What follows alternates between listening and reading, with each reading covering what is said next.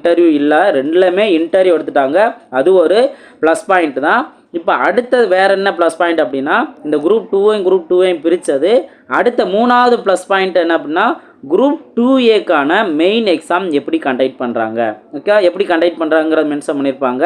இதுலேயும் number of paper என்ன, 2 paper இருக்குது. ஃபஸ்ட்டு பேப்பர் பார்த்தோம்னா தமிழ் எலிஜிபிலிட்டி டெஸ்ட்டு, ஓகேவா.